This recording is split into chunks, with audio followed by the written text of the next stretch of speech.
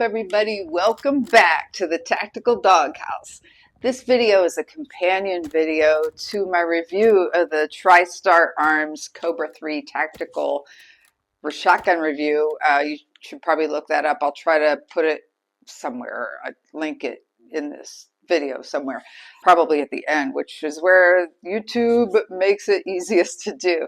But I'd like to talk to you a little bit about ammunition for tactical shotguns, for home defense, personal defense shotguns, and what might be wise to choose if you've not really explored that as a topic.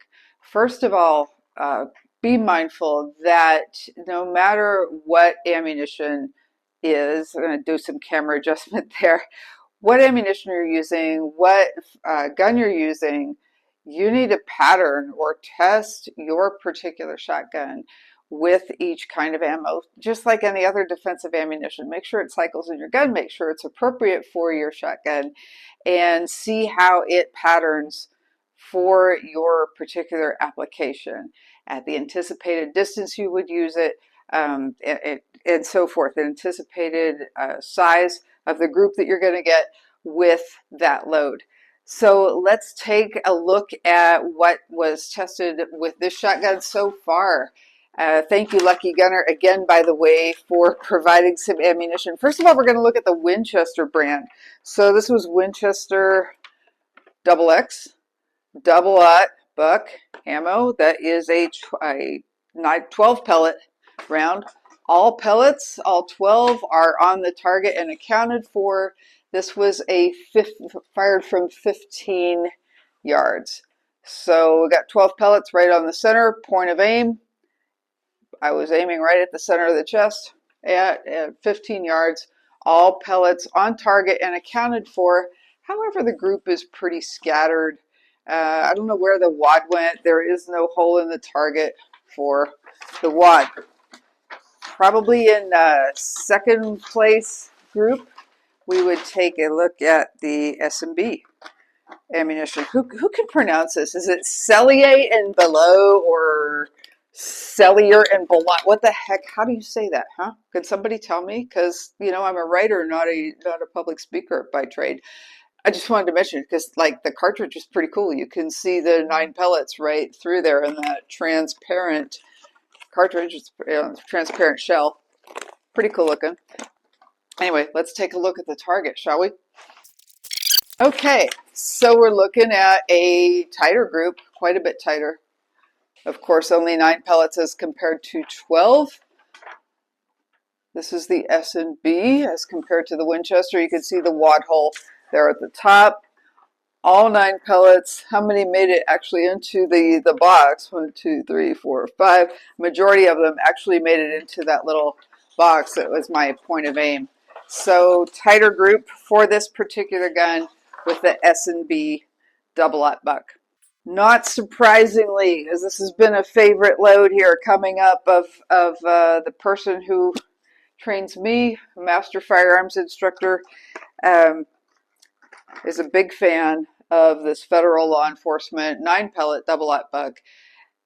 One thing I can tell you, this is also a lower recoil round, and I don't know if that's because the brass is relatively lower. Let's take a look at the Winchester Defender brass, higher brass on that. Maybe that's the reason the recoil is lower. I don't know, but it's easier to shoot. And let's look at the group that it yielded. Check that out. It's actually not a group. It is a hole, a single hole of shot, plus a hole where the wad cut through. Which one is which? I'm going to bet this is the wad hole. I don't know. I mean, that's probably the wad hole. Who knows?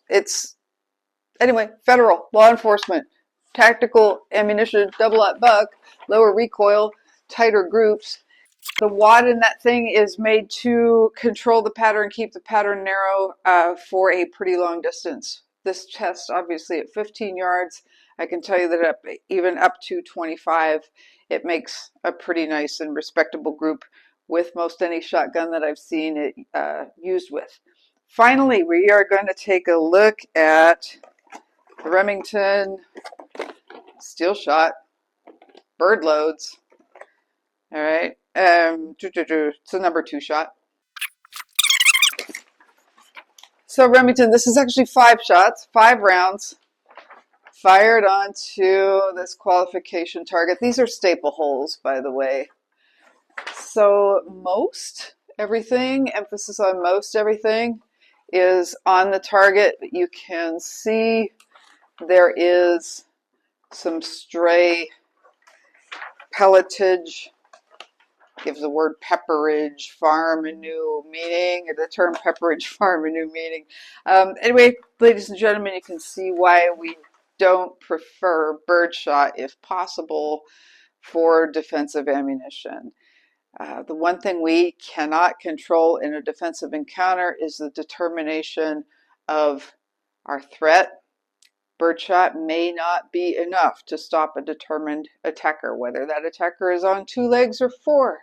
And that is a really quick recap of some suggestions, some thoughts, and some results of personal defense ammunition and birdshot used as personal defense ammunition in the TriStar Cobra 3.